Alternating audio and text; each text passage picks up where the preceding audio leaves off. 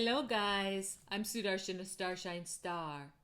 How are you doing? How are you on this beautiful Friday? It's October 10th, 2025, and I hope that you're all doing very, very well indeed. I really do. You and all of your beloveds. I have a YouTube channel called It's the Dazzling of the Light, or you can just go to YouTube and type in at Sudarshan, a Starshine Star to access my, I think it's 276 or maybe a little bit more podcasts there, including some videos. And I recently made, because I don't usually make playlists, but go check out on my channel under playlists, because you'll see one was kind of a duplicate. One has only 2 videos and the other one has more, like I think it's about 13. But go on there, because I really feel, even though I did this video 2 years ago, it's called A Fun Way to Decharge, and it's all about decharging negativity. It's a really quick and easy way, but it's also a very powerful and ancient tool. I'm a spiritual teacher and a soul healer, and I have a PhD in spirituality via my Swami Sri Kaleshwar Swami, who was a Siddha Purusha Avatara who took his Mahasamadhi in 2012 at the age of 39, but he's still very much around. And I like to share real tools and real things, and it's not about religion. Yes, I know a lot of the things that I say when I say that they're in Sanskrit and Telugu, that you might think, well, that sounds like, is that the Hindu religion? But it's not about religion. It's about spirituality, which is for everyone. It really is for everyone. So my point was this great way to decharge, and it's just a very short video. It's an actual video of me, which I only made a couple of videos of myself. Usually I do podcasts with audio.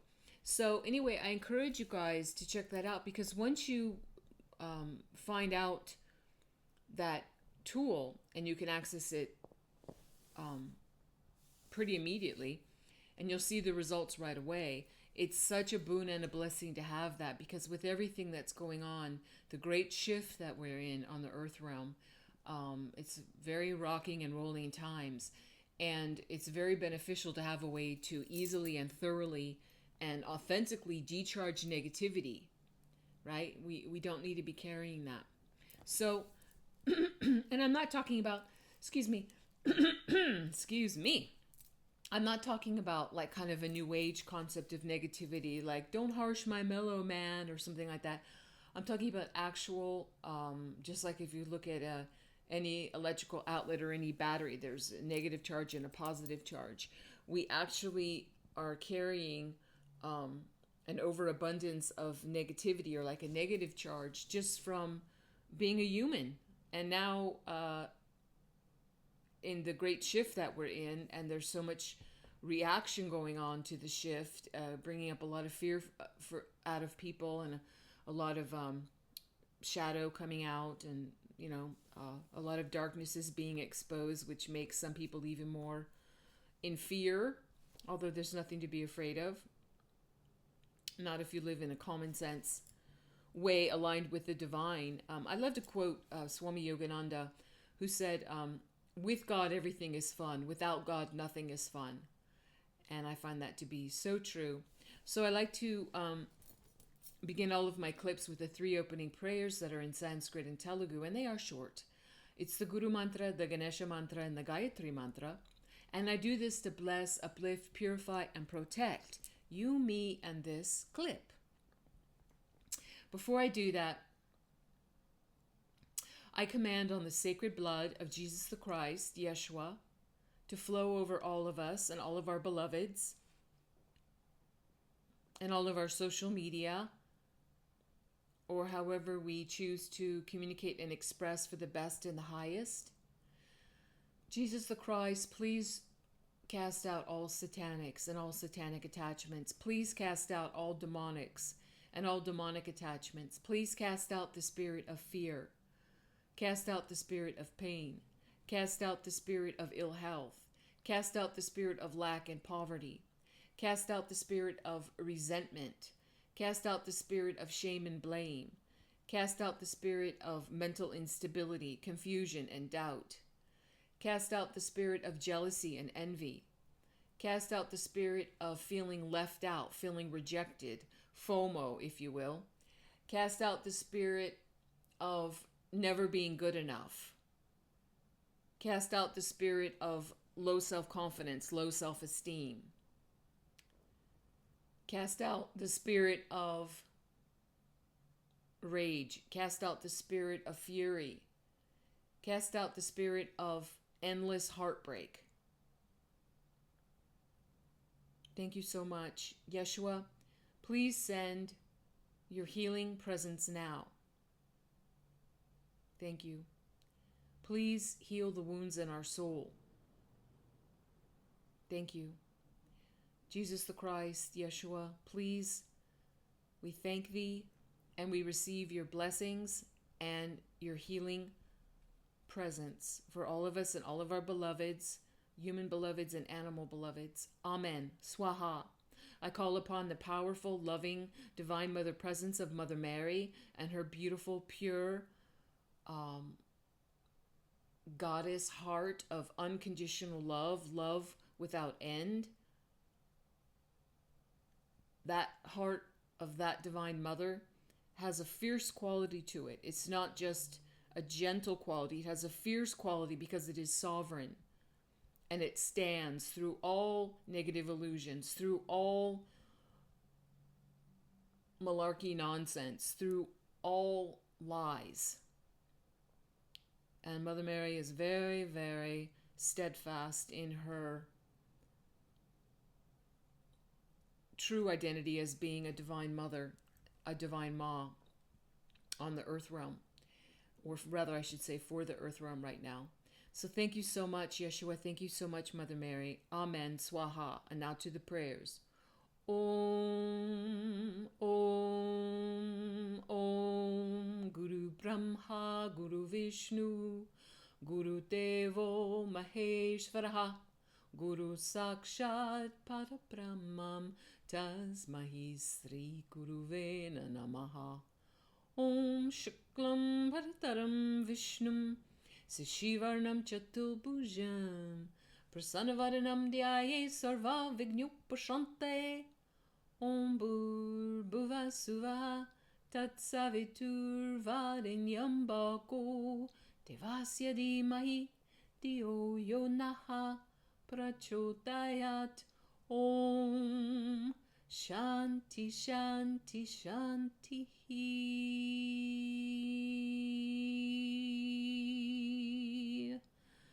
Wonderful, wonderful. Every Friday is Mahalakshmi Day. And once again, that doesn't, even though you might think, well, isn't that a Hindu goddess? The aspect of Mother Divine, who has many aspects. One aspect in my tradition is called Mahalakshmi.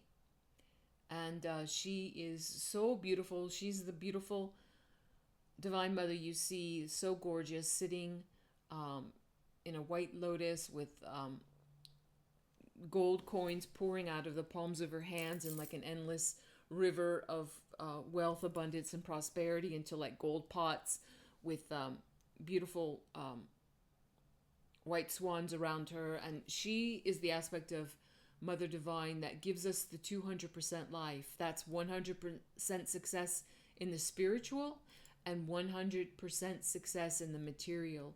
And we need both. In times past, it worked for beings to just go in a cave or go live in a faraway forest and not mix in with the hoi polloi, as it were. But in these times, people, even people that say, "Listen, I'm spiritual. I live a spiritual life." Even people like that, like myself, we must not be in poverty. No one is going to listen to anyone in these times who says, "Listen, I can teach you something. I can help you with something. I have something to share." And then they're like, "But could you grease my palm? Could you give me some money?" People are like, why are you in lack and poverty? Like, I'm not saying, and this is quite different, like any service rendered, there should be a an energy exchange that we call money, or you can call it dakshina. There should be that. If it's not something like, you know, giving food or flowers, or doing a trade, doing a service, like helping fix someone's car, or cleaning someone's house, or doing something in exchange if they're offering you a spiritual service. Like, that's just something that still, I'm surprised at it. It still comes up that people have no problem spending lots of money on entertainment, or clothing that they like, or video games or toys or things like that. But they think that people that give them an authentic, provable spiritual service, whether it's a healing or different things. There's so many different things that go under the umbrella of being a spiritual teacher and a soul healer. But we all have to eat. We all have to pay mortgages or pay rent and have bills to pay, as well as the other necessities of life. So why I'm saying that's very important to really honor. Every Friday is Mahalakshmi Day, and we all need the 200% life. And also, I have to share this because I find this to be so profound and wonderful. I do love the teacher Abraham Hicks, Esther Hicks, who channels Abraham. And, you know, for so long, I have really liked Esther Hicks, or Abraham Hicks, as they're now called. A long time ago, this resonated with me so much when I heard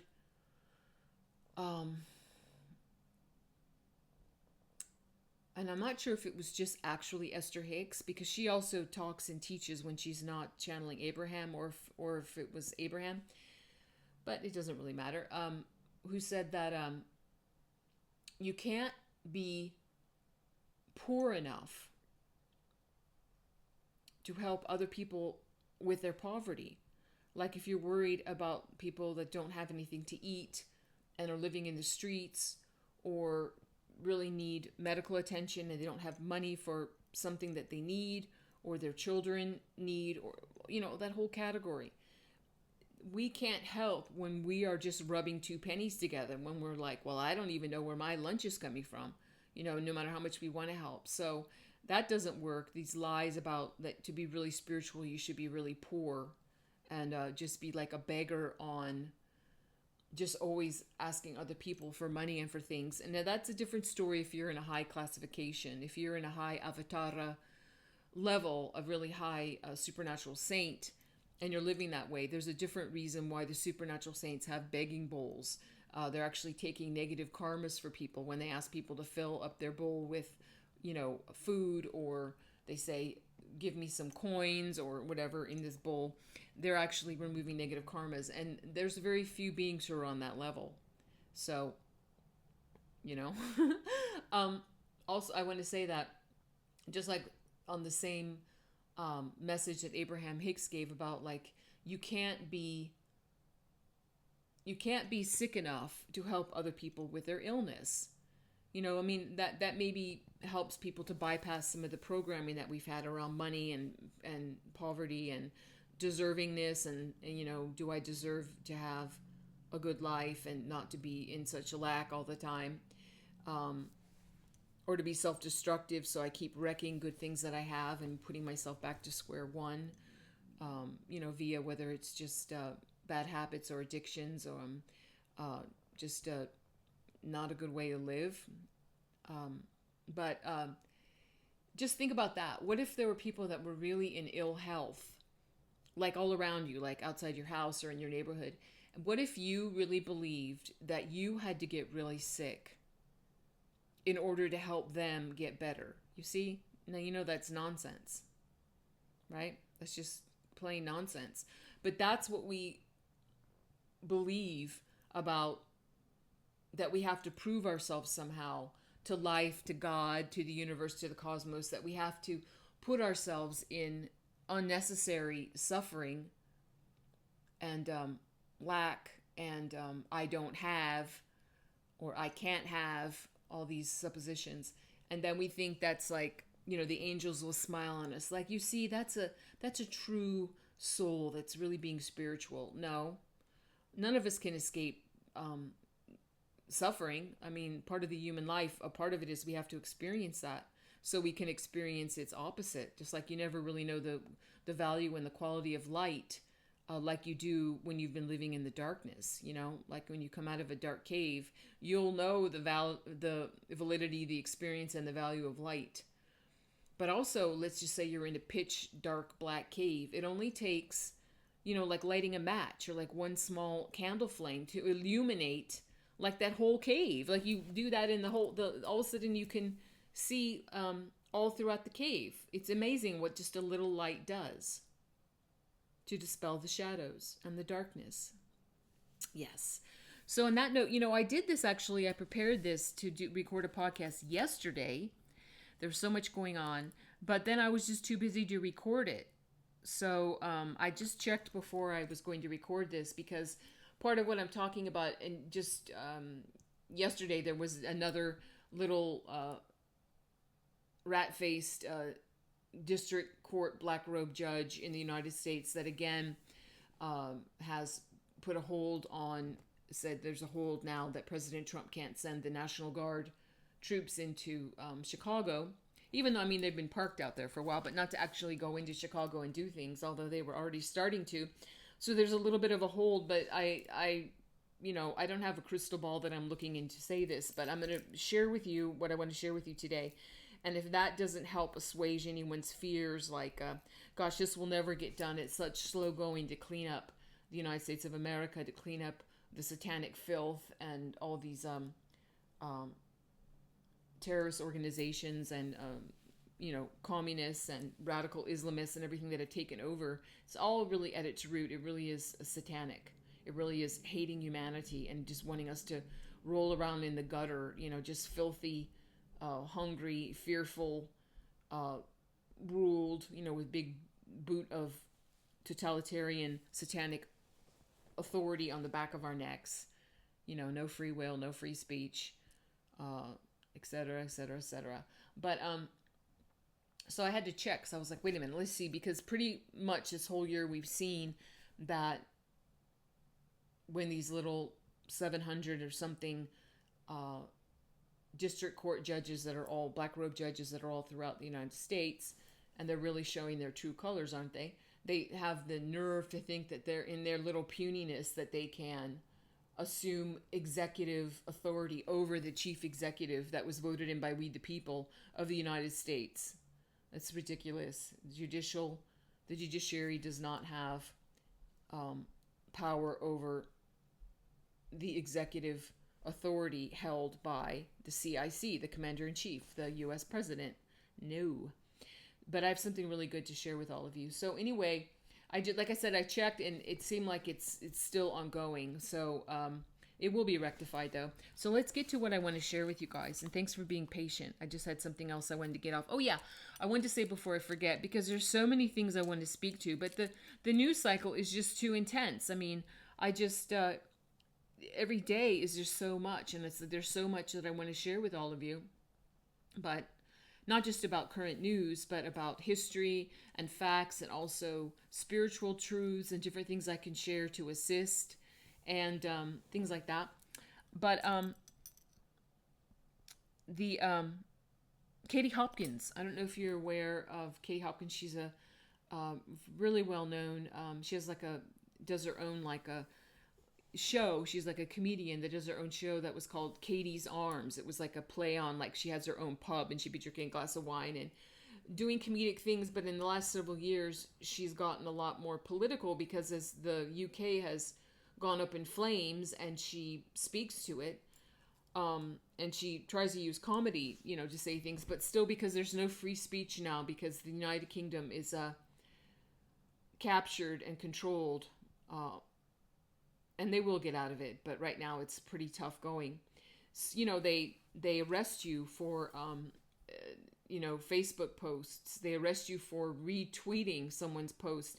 And I'm not talking about things that are violent or that are vile, like we saw, like when people wish each other, wish death on people and stuff like that. No, I'm not talking about that. I'm talking about just if you want to say something like, gosh, there's something going on in my city that there's a problem here. We need some attention. We need to clean up something like that. Like just like normal communication is not allowed. It really is back. I mean, are we in Stalingrad? Yeah, it seems like it. Or communist China with their social credit system and their censorship and their gulags. Yeah. So she just now, she was under threat for a while, but now she actually got arrested. And why she got arrested was just for saying on her show something that seemed to be critical of, I don't know exactly the phrase, was it of Keir Starmer? Was it of just the nightmare, the dystopian nightmare that is existing now in England and also the rest of the UK, in Ireland and Scotland and Wales and North Ireland. Anyway, she just got arrested. So I'm praying for her. God bless her. Because like they did with Tommy Robinson, who got out in July after, over a year of being in prison for like the second time. And he was mostly in solitary confinement that whole time. And he just was in for what? Violation of free speech, for also making a documentary that showed the truth, that showed what's really going on with the raping of young children and young girls that has been allowed since, actually started in the 1970s, but it's very extreme now because it's the a culture, third world cultures that are, you can say they're Islamists, but it's something much darker than that. And they believe in pedophilia. Like they believe it's their right to, like they see a 7-year-old little girl with braids that they like, or a little boy, and they believe it's their right to just grab the child off the street, kidnap them, put them in a car or take them someplace and rape them. And this has been going on along with all throughout Europe for so many years, all these machete attacks, all these stabbings, all these knife attacks. And yeah, not just of adults, of children. It's also in Paris. I remember many years ago, I couldn't believe that people weren't making a bigger deal out of it when these illegal African immigrants and from other third world countries that were illegal, that were flooding France, just took big machetes and went into French kindergartens like at 8:30 in the morning and just started hacking away at little French boys and girls, like in little, in kindergarten year, 4 or 5 years old, for no reason. I mean, you can't come up with a reason for that. All the BS that people say about, well, who knows what provoked a knife attack, whatever, but you can't give any kind of a defense for a crazed, insane, demonic adult with a machete to just go in and start chopping up little children and stabbing them. No. Same thing with raping them. So anyway, praying for Katie Hopkins. And you can look her up if you don't know her. She's you can easily, I don't want to say Google her because Google is corrupted, but look her up on the internet or the socials and you'll find her if you want to. Also, I just want to speak to this just briefly. It was a few days ago, but to me it's so laughable. Oh, sure, there's only one culprit for the entire horror of the massive fires, the infernos that took over Pacific Palisades and Malibu and different parts of Los Angeles and burnt everything to the ground. And now they just said a few days ago, oh, it's this, we just found the one culprit. Yeah. Let me just tell you a little bit about this. To me, it stinks to high heaven because during the time of the fires, I was looking at everything with live streaming. Yes, live streaming with independent journalists. I don't pay attention to the mainstream media. And we saw all over the place in different places when they were using the DEWs, the direct energy weapons, which are, like lasers that come down and in a complete different area. And also you can see satellite imagery from it.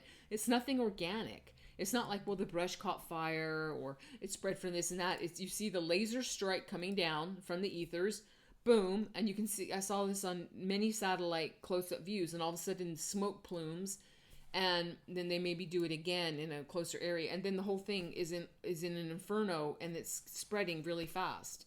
So it's not about that one individual did this. It's such a bloody lie, but this was just a couple days ago. So it's this Florida man who's accused of intentionally starting fire that destroyed Pacific Palisades, etc., etc. And this was printed up in the LA Times on October 8th.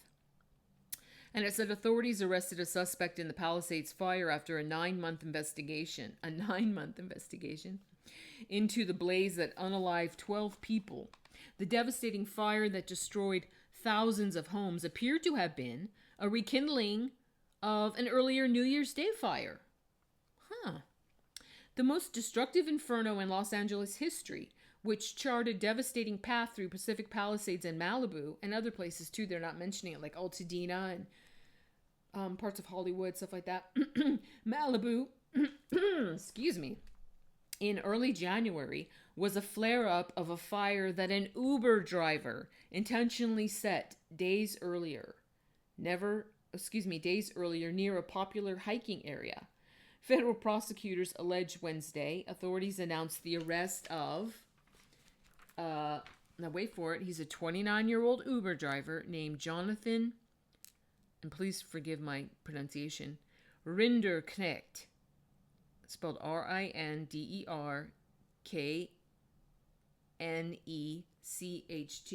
Rinderknecht. Rinderknecht of Florida, who was arrested Tuesday, was charged with destruction of property by means of fire and faces a minimum of 5 years in prison. Among the evidence collected from Rinderknecht's digital devices was an image that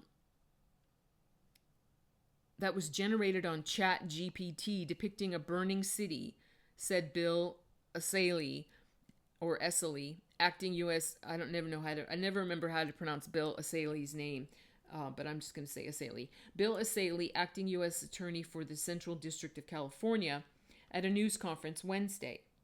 Now, right when I saw that, I was like, I call BS on that, because like I said, I saw the Jew strikes, and I already knew the evils that started those Jew strikes, because it was a land grab, and also they were hiding a lot of evidence in the underground tunnels of a lot of materials, cataloging, stuff having to do with, I'm going to say the first part of the word is adreno.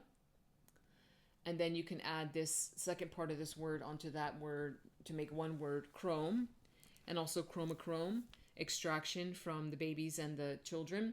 Also the what they do, the raping, and torture of babies and children, keeping them in cages and things like that. And also for their satanic rituals. And they has tons of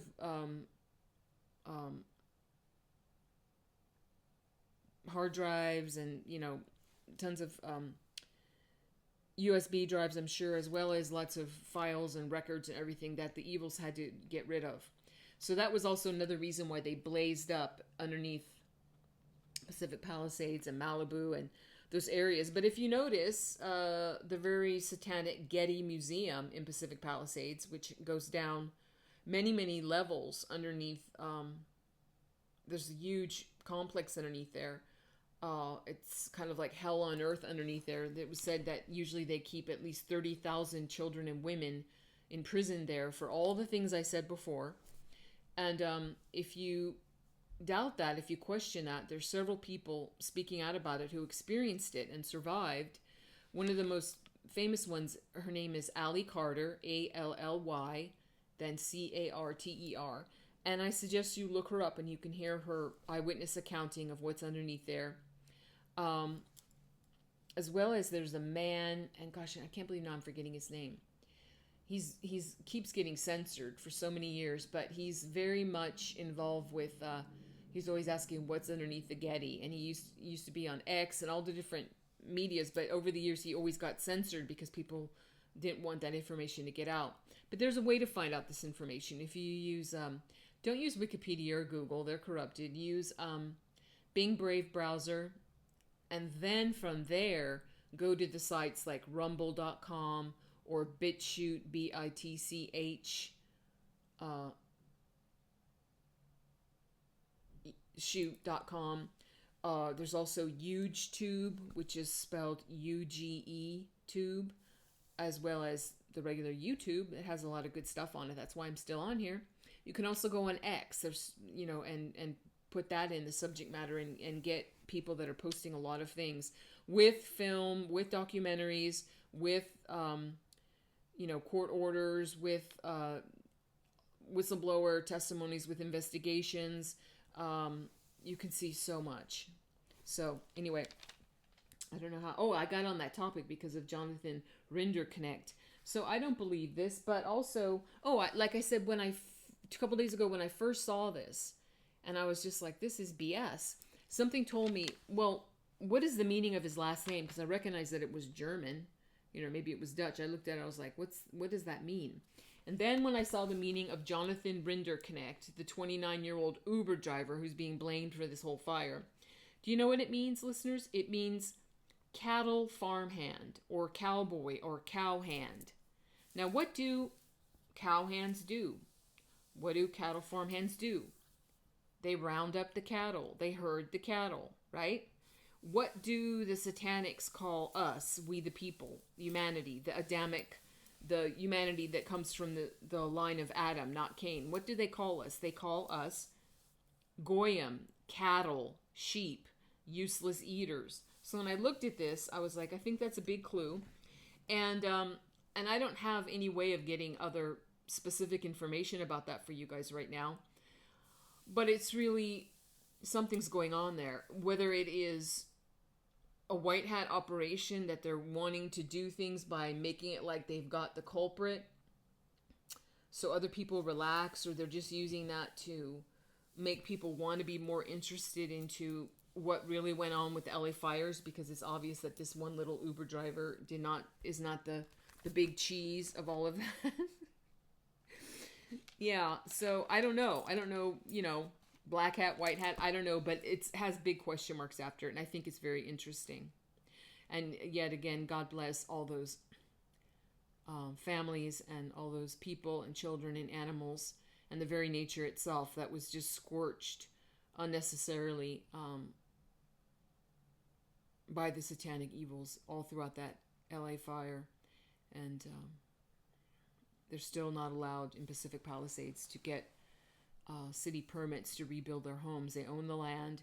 The federal permits, President Trump had them issued immediately, but the corrupt city, like corrupt Mayor Karen Bass, and I'm not even going to say, well, I have to say Gavin Newsom, even though I've talked about on earlier podcasts a few times that I knew Gavin Newsom personally, and I'm not going to go into that again. He's not really around, but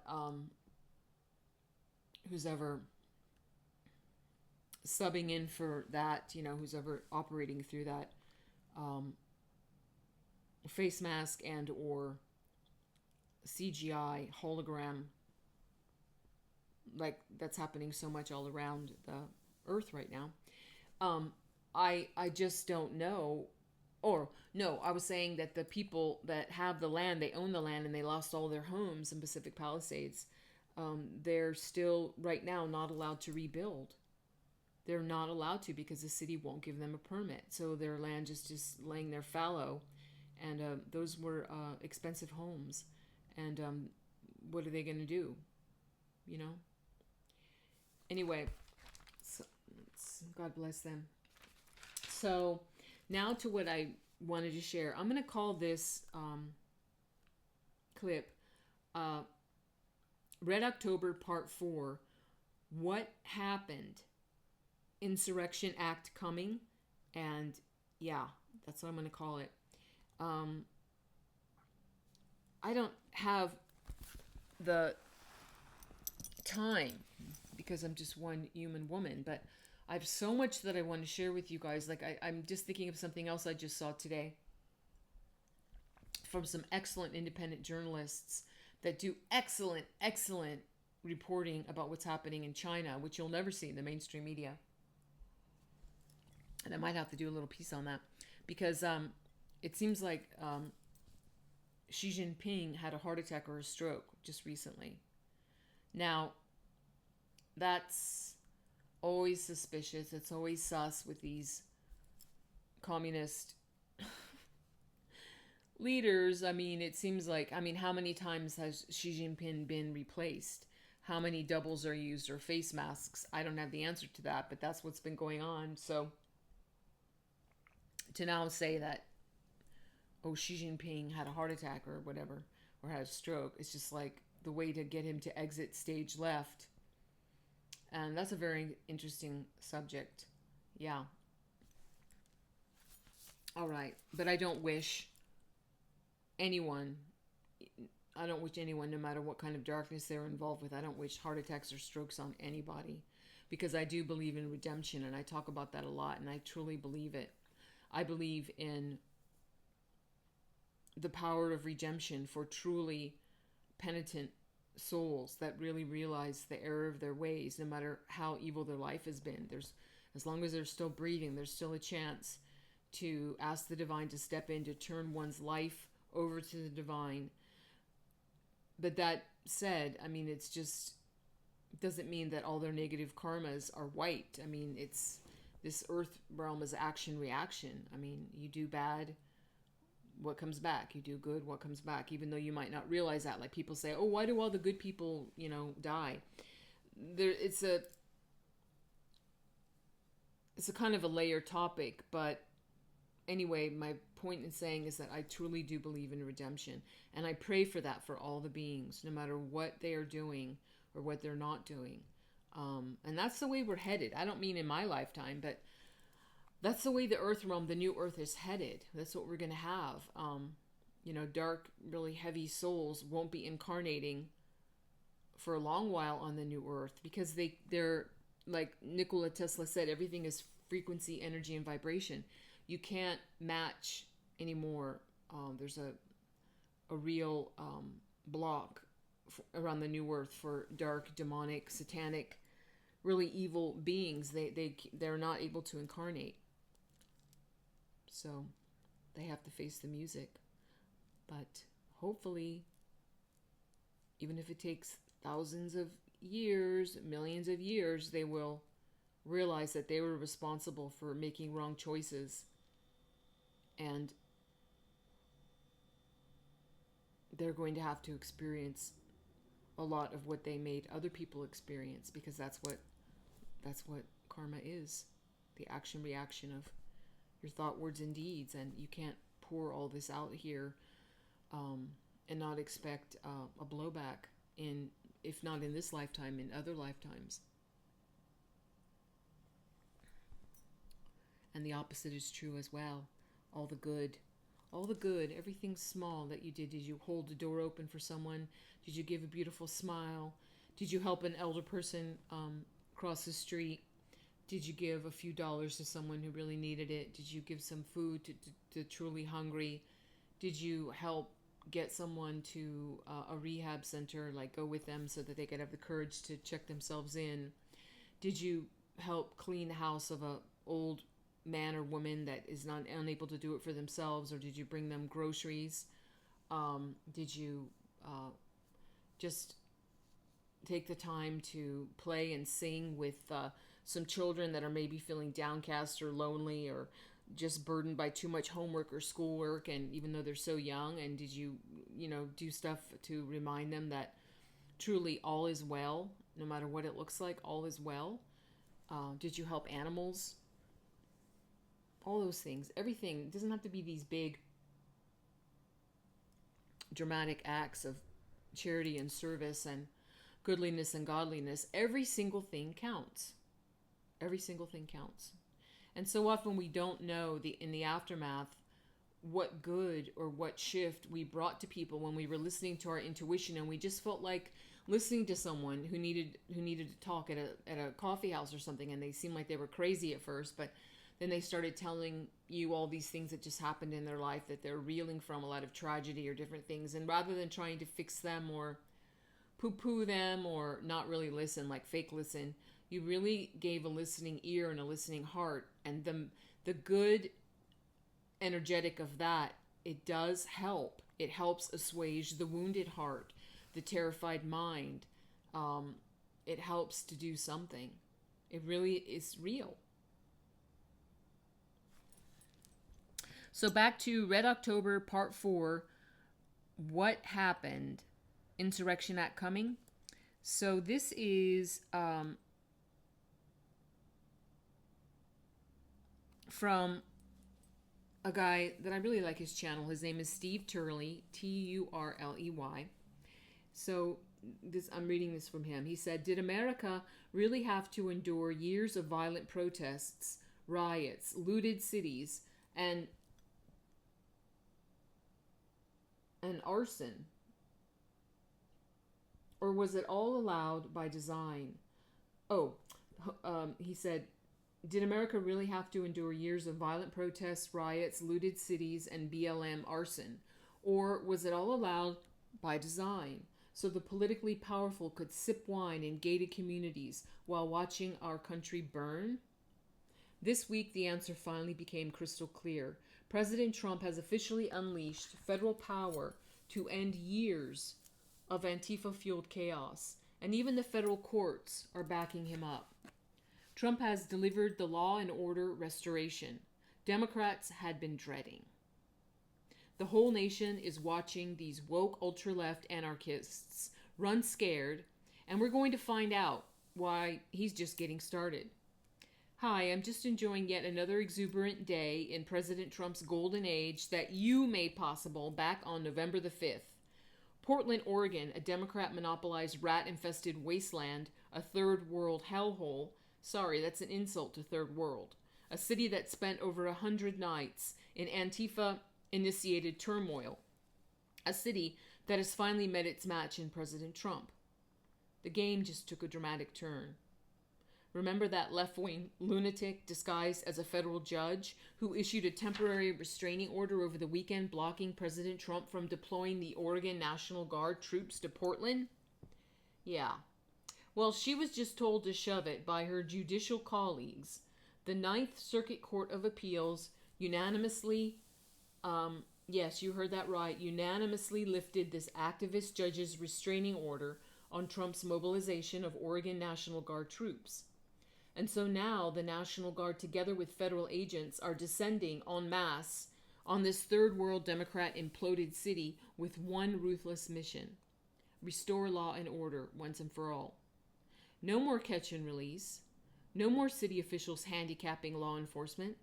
The hammer of justice is dropping in its most dramatic fashion yet. And so now as we speak, these violent Antifa rioters are being slapped with 8-year federal felony charges for assaulting officers. For the first time in years, real accountability is arriving, with rioters being tossed in federal penitentiaries, not let out in hours to riot again. And the effect? Residents are taking to the streets to cheer the federal heroes for cleaning up neighborhoods and reclaiming the city. Portland's multiracial communities finally see peace return thanks to President Trump's unyielding approach. And they are thankful and joyful beyond words. The results are undeniable. Trump's crackdown has triggered a mass exodus of Antifa's ringleaders. Have you heard about this? They're actually fleeing the country after being designated as leaders of a domestic terrorist organization. And listeners, I have to note, it's the more recent designation of Antifa as an international terrorist organization that has them fleeing, because that's a real game changer. And I'm going to talk more about that in a little bit. Mark Bray, B-R-A-Y, one of the group's financiers, is now hiding out in Spain. He's literally left the country. Other notorious Antifa architects have been tracked down in Sweden, fleeing prosecution as the FBI and ICE ramp up operations against domestic terrorist cells. Isn't it ironic? You know, for years the legacy media insisted Antifa had no leaders. They had no hierarchy, they had no structure, they had no formal funding, and yet now we see these very non-existent leaders are leaving the country. Their so-called non-existent masterminds are proven real, and they're running scared, begging their followers to keep fighting, all the while they flee like cowards. Absolutely pathetic. But President Trump isn't stopping with the arrests. At the roundtable yesterday, with frontline journalists and aides, Trump announced plans to officially designate Antifa. Oh, so, excuse me, listeners, so I said yesterday, because like I told you, I wrote this up yesterday. So that would have been day before yesterday that this roundtable happened. And I watched it. It was so amazing, so good. Trump announced plans to officially designate Antifa as a foreign terrorist organization. And listener, I have to interrupt again, make a point here. It's not foreign terrorist, it's international terrorists, and that makes a big difference. And you'll find out why in a little bit. And then I just made a note to myself after that. Insurrection Act, anyone? Mm-hmm. So in a move now possible thanks to discoveries linking Antifa to networks in Europe and the Middle East. And then Steve Turley shows this clip of the president from day before yesterday at the roundtable. And then Steve says, he's so freaking amazing. I mean, that's one of the most common observations about Trump among those who've had a personal audience with him. We make suggestions and he actually listens. And if he thinks it's a good idea, he turns to his people and he says, all right, let's make it happen. Do it. Make it. So he is the living embodiment of a man of action. Now, I want to interject here, listener, that because I saw, like I said, I watched that roundtable. I don't believe for 1 second that President Trump didn't have a plan to designate Antifa after he designated it a domestic terrorist organization to make an executive order declaring it to be an international terrorist organization. So when you watch that, if you decide to watch it, because it's really good, that roundtable, the independent journalists that have been covering Antifa for 10, some of them 15 years in Portland and Seattle, and have been beat up to a pulp and almost, unalived, and all kinds of things happened to them, really terrorized by Antifa. And no one was listening for this whole time. No one was listening. So they're just really speaking from the heart and very clearly and powerfully. So it came from one of the independent journalists really asking if President Trump would designate Antifa as a foreign terrorist organization. And the way President Trump picked it up, he sounded like he was almost ordering lunch for everyone. He was like, foreign terrorist organization? What do you think about that, Steve? There was Steve Miller was there and Marco Rubio was there. And he was, they were saying, yeah, of course I can do it. Immediately Steve Miller said that. And then he's like, what do you think, Marco, to Marco Rubio? Can we do that? Can we get that going? And then as President Trump was still saying that, he very casually, like I said, like now it was like he was ordering dessert for everyone. That's how casual he was. He was so offhand. He goes, well, foreign, or should it be international? Yes, let's make it international terrorist organization. Can we do that, Marco? Can we get on that? And he was so casual. And Marco was like, yes, sir, Mr. President, we will do that. So I have no doubt that he was planning to do that. It was like he doesn't take suggestions from journalists and just like right away, make an executive order about it. That with that kind of, super studied casualness. Yeah, he was planning on it, because you'll find out in a little bit when I read more to you about what I have to share with you why. So then so as Steve is saying, so then as Steve says, so he is the living embodiment of a man of action. And as you just heard, Secretary of State Marco Rubio, the Deputy Chief of Staff Stephen Miller, they both agreed. Foreign terrorist, they said international. Designation is the next step to crush these violent extremists at their source, which would mean that these supposedly non-existent leaders can run, but they can't hide. They will be tracked down, even in Europe. Now, this is the power of designating Antifa both a domestic and international terrorist organization. The president has unleashed the full arsenal of federal law enforcement to systematically dismantle these violent anarchists. Under the executive order and national security presidential memorandum, Trump has authorized a coordinated multi-agency assault against Antifa. It involves the FBI. It involves ICE. It involves the Treasury Department. It involves the IRS. It involves the National Joint Terrorism Task Force, all with unprecedented powers to investigate, disrupt, and dismantle Antifa operations nationwide and now increasingly around the world. Federal agents now have authorization to pursue 8-year felony charges against Antifa members for assaulting officers. So that means those dopes, listener. If you watch, there's so many live streams, there's so many independent journalists that cover what's really going on in Portland right now and what has gone on. You can see it for yourself. Whether it's Andy No, spelled NGO. He's on X at Mr. Andy No NGO. Whether it's go on X too for Katie Daviscourt. These two show so many amazing things. Jonathan Cho, spelled CHO. Anyway, I'm giving you names that you can look up for yourself, especially on X. Look for their verified checkmark accounts. And you'll just see tons of live streaming and all kinds of things so that you can see for yourself if you doubt what's really been going on. Has been hellish. But you see these little dopes. They'll go face to face up with ICE, and now National Guard. And they think in their little puny status that they are, being so powerful and doing whatever. I mean, these little, as a group, I mean, they're doing lots of things, but it's just crazy. They go up and they do something so dumb, like try to push some law enforcement, ICE or National Guard's hand away, even though the National Guard was just standing there. So they will initiate touch, and that's assault on a federal officer. Or what I just saw like 3 days ago, which was so ridiculous, this little short guy, and he's going to have a terrible time in the federal prison system with all the soap dropping that goes on because he's a very slight, short guy. And he just ruined his life. He looks like he's in his 20s.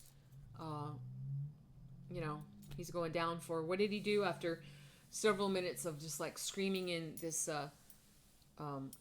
federal officer's National Guard's face and yelling and whatever. Then he just spit on him.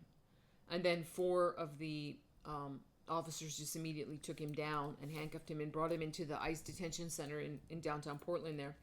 He just ruined his whole life and didn't get any benefit out of it. What good is it if you just, and spitting is a biological, could be a biological hazard, a biological weapon there. No one knows what's in someone's mouth and what they're doing. So it's very serious anyway. But if you do anything to federal officers, you're not dealing with things that they've been used to, like with regular local law enforcement, police officers. And they've been getting away with hell and doing everything and not serving any jail time for it. And lots of times not even getting arrested for it. Or if they get arrested, they just go in. It's like a revolving door. They get out. They're free on the streets. No bail, no nothing to do all their hellish, nightmarish tactics again. But when you have the feds in, yes, when you have them in, federal officers, you do anything to them, you go to federal penitentiaries with, it's a minimum now 8 years, but it can be up to like 20 years. So these people are just throwing their whole lives away. It's sad. It's very sad to me. So Steve Turley says, now have authorization to pursue 8-year felony charges against Antifa members for assaulting officers. They can deploy RICO, racketing prosecutions, against entire networks. They can freeze assets and financial networks, funding domestic terrorism. They can revoke tax-exempt status of organizations providing even indirect support, and they can conduct undercover operations to infiltrate and uproot terror cells. In fact, even the Treasury Department has been directed to trace illicit funding streams and coordinate with the IRS to ensure no tax-exempt entities finance political violence. All the while, the Justice Department can now prosecute conspiracy, money laundering, arson, and major fraud charges to the maximum extent of federal law. This is the full power of the federal government that's being unleashed against Antifa. And I want to say part of the roundtable talks where the independent journalists were speaking, they were also giving proofs, and they also had printed up the proofs to hand out to President Trump, physical proof, and his aides to look at things, so it wasn't just them talking. They were showing with proof that Antifa uses like the charitable, like the NGOs, the non-government agency, the non-profit, supposedly that they say, that people that are good-hearted and they're like, we're getting money to you to help the homeless and this and that. Well, they've really infiltrated the homeless industrial complex in Portland and Seattle and Los Angeles and San Francisco and New York and all the democratic cities that are so corrupt in their, in their governance. Um, and they were proving that Antifa for a very long time goes to like homeless camps and on purpose starts like a ruckus to bring in the local law enforcement. And then they do things and they try to trap the local law enforcement and make it look like the law enforcement is doing really terrible things to, like, oh geez, just poor homeless people living in tents or under a bridge or something. But they're instigating all this as part of their, satanic communist radical playbook, which, by the way, the author of that, I mentioned it in the last podcast I did, the actual author of the actual Antifa handbook was Mark Bray, the one who that we just spoken about, who just took off to hide out in Spain. And I did see a few days ago when I was looking at all these posts about what he posted. He was an associate professor. He had been rebuked at Dartmouth University for being so radical. He had actually been rebuked, but he had been recently teaching at Rutgers University, a very well-known university here in the United States. And he was the author of the Antifa handbook. And what I saw when he was posting, as he was like taking his exit, he was telling his students about some quiz or something that had been canceled, but that he'd be linking up with them on Zoom to keep instructing them. He'd be doing it from Spain. And he said things like, there's a 6-hour difference, and I do have a family with small children, but I'll be on Zoom to help you out, whatever. He thinks he's going to go over there, and he's in Spain, and sit around and eat tortilla and drink, red wine and eat olives or whatever and have tapas, maybe catch a few flamenco shows and in between his Zoom teaching episodes. No, he's going to be picked up. So,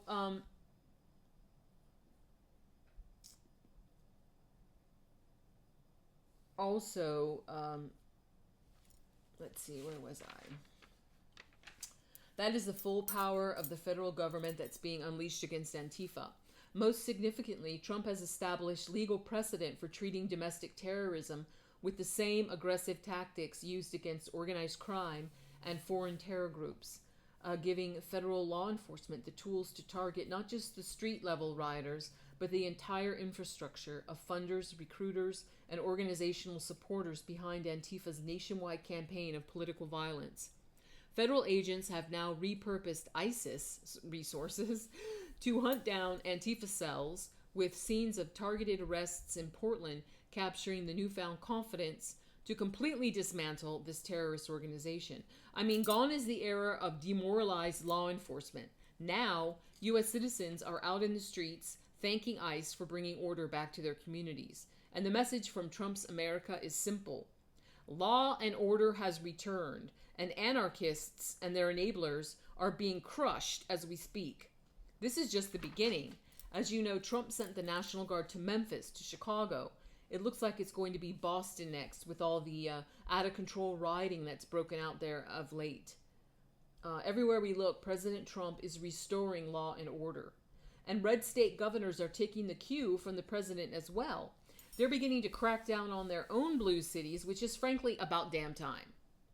There's no reason on earth that deep red states should have 1 square inch of their soil taken over by left-wing lunatics, most particularly in our cities.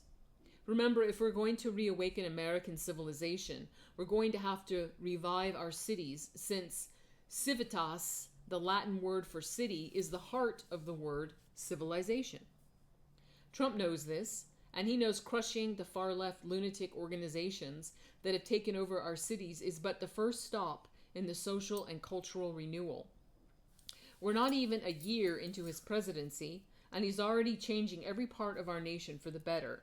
And based on what he just announced at that roundtable meeting, designating Antifa as an international terrorist organization, Trump is just getting started. And then this is from another guy who I actually had never seen before, and it was just like kind of popping up on my feed. And then when I looked at it, I was like, I like what he's saying. and his name is Justice, spelled Justus. And he said, yes, Stephen Miller, there are extensive foreign ties that would be valid because there is extensive foreign ties, international terrorist organization, very well coordinated. And why this is more important than ever. Antifa is not a domestic terrorist organization. It is international and foreign, which changes the law entirely. It takes this umbrella of constitutional protection and shreds it up, because constitutional protection no longer exists under an international foreign terrorist designation. President Trump inches closer to invoking the Insurrection Act, but he hasn't done it. And people are scratching their heads. Why? Because he knows the law. They know the law. They ain't stupid. These things take time, but I digress. And I want to interject to your listener to say, the reason why I'm reading Justice, what he's said, which I just want to put out there because it addresses different things, different issues that people are bringing up. But you have to know, which I think I'm definitely going to have to do some more podcasts sharing the fabulous Derek Johnson, The Midnight Rider Rides Again, the incredible man who is really taught so much of us about laws and orders and shown with proofs. He has like a genius legal brain, even though he's not in this lifetime an attorney or a lawyer. He seems like a cowboy from Alabama, but he's a genius, and he was also in the military. He's ex-military, and he's also a Billboard chart topping country music producer and singer, and he does that independently because he's not a dope. He knows like he said, he knows all the hideousness of Nashville and the country music industry, crime mafia. But he's very successful on all fronts. And he has, you can go on Amazon, his first book, and I gave it to family members, called The Midnight Rider Rides Again. And it's really good to have. And then I just recently got his second book, which is called The Midnight Rider Rides Again, part 2. And it is like a whale of a book. It is so huge. But when I opened it up to look at it, because I haven't had time to read it, even though I know the information for the most part in it, but I just want to have these things, hard physical copies of things, so that I have them for myself and I can show people and they can't be erased and different things like that. But it's actually looks like it's a huge tome, but he's left a lot of space on the pages, so it's really easy to read. He shows pictures, and this is valuable information that everyone needs to know. Why I'm saying that is that to know why we in the United States have been under a COG, a continuity of government, why the military has actually been in charge for many, many years, and people don't realize that. They're like, oh, we're afraid of martial law, whatever. Well, honey child, we've been under that. But it's been undercover. So it hasn't been known for Gen Pop. And there's things to prove that. Most definitely. And what I often mention, which I learned from Derek Johnson a couple years ago, go on any government, the official government sites, gov.com sites. It's not a secret. And you will see that the official okay, now I'm laughing because now I thought of something else and it blocked it out of my mind. The official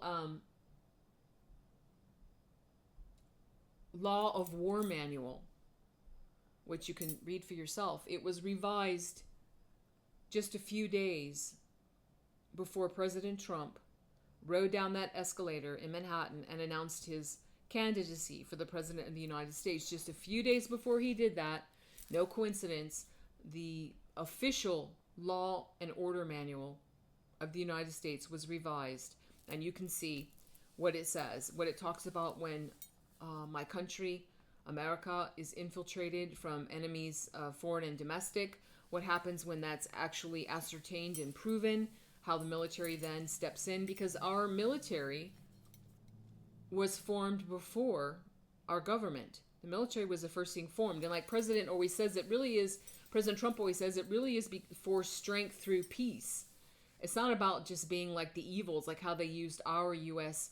powerful military for so many years, and Americans, we didn't know. We were gaslit, and we were ill-informed, and we were brainwashed and MK Ultra'd, and we didn't know that the Satanics were using our beautiful American military forces and soldiers to do lots of the Satanics' bidding and smashing up governments and peoples and doing everything all around the globe. Those were the satanic evils. Those were the controllers, like I talk about in my series called The Controllers on my YouTube channel, or the Real series on my YouTube channel. Or back when I started posting on my YouTube channel 2 years ago, a series I did called, and I left everything very short, like 15-minute clips, so you can look at it, called What Every American Needs to Know. I really suggest you look that up if you don't know what I'm talking about. But there's proof to all of this. So anyway, so back to what Justice is saying here. Oh, so when he's saying how President Trump was inching closer to invoking the Insurrection Act, but he hasn't done it. And then he said, they know the law, they ain't stupid, but these things take time. And then Justice says, but I digress. Defines domestic terrorism, but does not create a standalone charge. Law enforcement must use existing criminal statutes.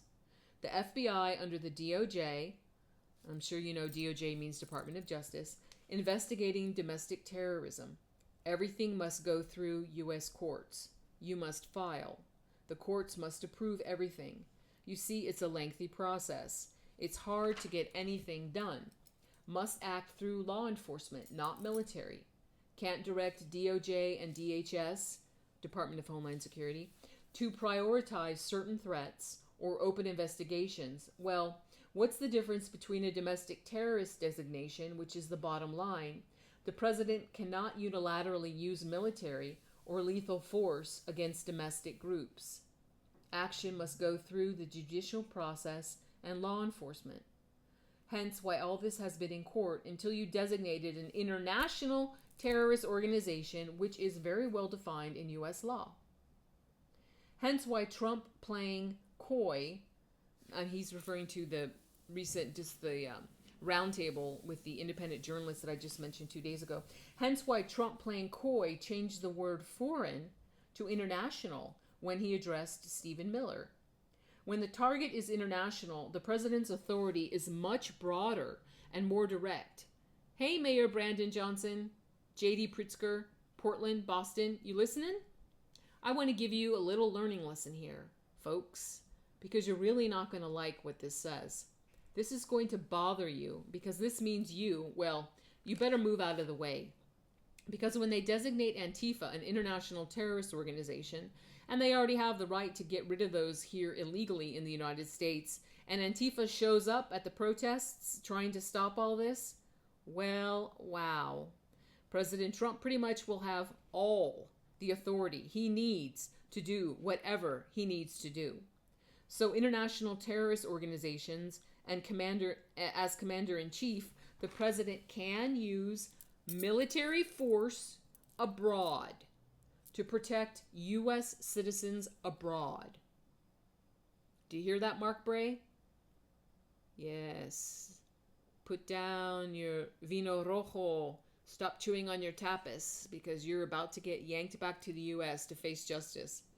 So, I mean, I'm saying that. The guy named Justice that I'm reading from, he didn't say that. I just interjected that. Okay, back to this reading. Don't worry, we'll bring it back home.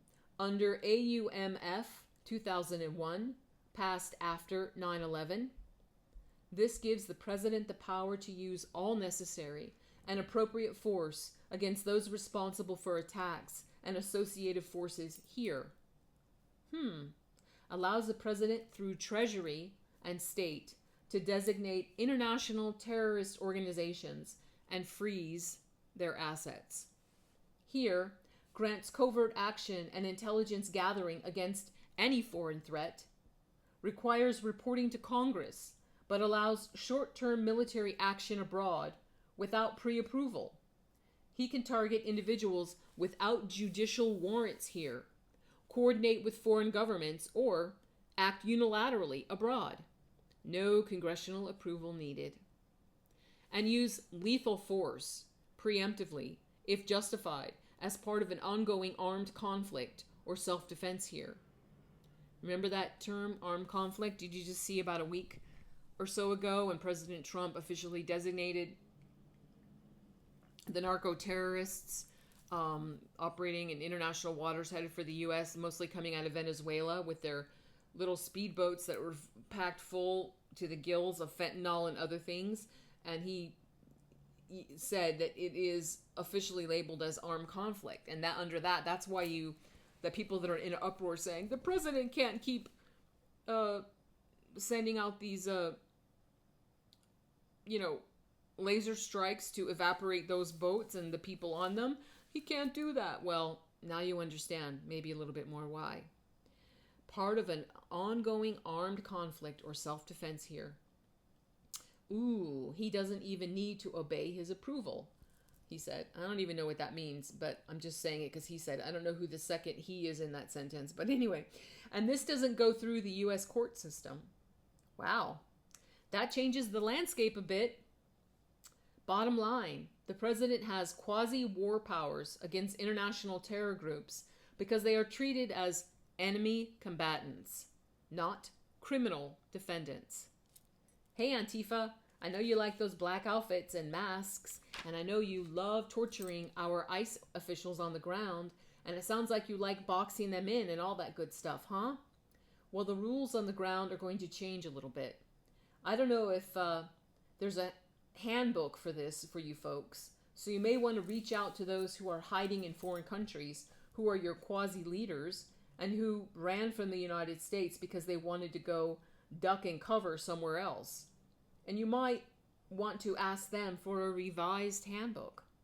I don't think one exists, because under the Biden administration, you were all allowed to do pretty much whatever the hell you wanted to do. As a matter of fact, you were trucked in bricks to throw and everything, just giving you all the tools you needed. But now, wow. Oh, by the way, just so you understand, this also gives Trump the right to invoke the Insurrection Act almost immediately. The Insurrection Act of 1807 allows the president to use federal military force, including active duty troops and National Guard inside the United States. If an international terrorist organization operating or coordinating violence on U.S. soil, and these actions overwhelm state or local police or threaten the stability or enforcement of U.S. law, the president can invoke the Insurrection Act to deploy military force domestically. Oh my. Oh, Chicago mayor should be in jail for failing to protect ICE officers. Governor Pritzker also. Maybe there's a reason why President Trump just said all of that. Maybe there's a reason why he changed it from saying foreign to international. Maybe there's a reason that question was asked in the roundtable yesterday or day before yesterday. Maybe there's a reason Stephen Miller was so quick to respond. Maybe there's a reason why it's all about to change. You see, Antifa has been acting unimpeded within the Great Republic, and he said of the United States, but I'm going to correct him to say within the Great Republic of the United States for America. For far too long, dark money NGOs have been funding them for far too long. And anybody, I don't care what side, if you want to consider two sides of the aisle, Democrat or Republican, deserve safety, peace, tranquility in the cities that we live. It's guaranteed to us by our Constitution. And anyone who is part of an international terrorist organization depends on that peace and tranquility. It is the job of the President of the United States for America to assure that that's not allowed. And I have a feeling within a short number of days, if not hours, their world is about to change. And all their talking points, from all these talking points from the mainstream media and all their majority evaporate within seconds. Yes, that's the end of what Justice said, or what I wanted to repeat from him. And I'm sure you guys know by now, but when I was writing this up yesterday, it had just happened. So, Tish, no, Letitia James, known as Tish, um, uh, out of New York, acting as a, yeah, wasn't she Attorney General of New York? I think so. I think I'm messing up her designation a little bit here, but she just did so many evil things, and she was so ridiculously evil, and everything she accused President Trump of, and so many mush heads were believing, she actually did herself. So she's now been indicted on bank fraud because she committed mortgage fraud, exactly what she said President Trump did, that she got a, almost $500 million lien against him and his businesses. She, it's been since Nix, but that's what she's trying to do, ruin all of his children's businesses as well, take away all his companies, everything, because she said that he overinflated the value of his properties when he got some loans. And it's the most ridiculous thing, like Mar-a-Lago, this huge luxurious estate,